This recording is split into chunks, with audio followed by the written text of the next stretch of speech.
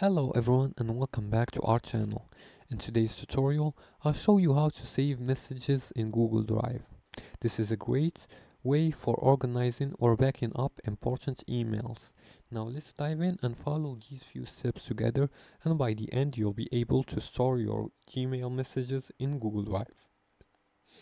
Now the first step is to save the email as a PDF, and to do that you open your Gmail account right here by going to gmail.com.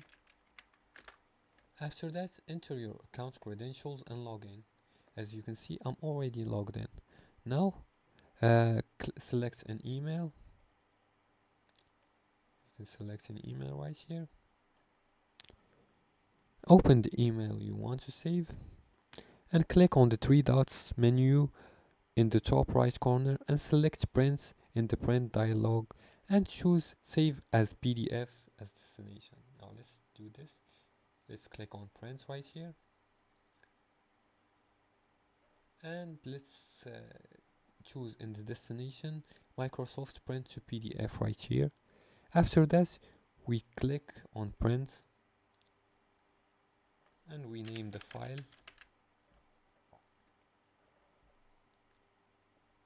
and it's saved.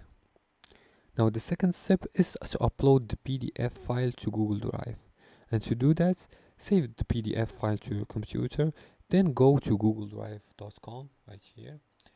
You can go to here by going to drive.google.com and entering your account credentials and logging in. After logging in, you'll be directed to your account's dashboard right here. From here, you can either drop down the PDF file this contains your Gmail account. Just drag it down and upload it right here. Let's try that again. Now I didn't choose the PDF file that contains the Gmail because I can't find it. There must be some kind of problem. Now we're gonna try the other way. Click on file upload right here. Now let's look for recent. Let's look for a PDF file.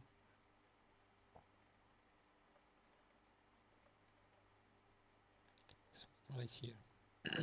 I'm gonna choose this one, and as you can see the upload is completed. Now we're gonna find it here in my drive. After that you're gonna find the email PDF file in your drive, and there you have it. Your Gmail message is now stored in Google Drive in a PDF format.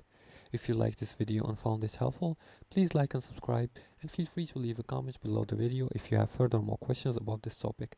Thanks for watching and see you again in the next tutorial.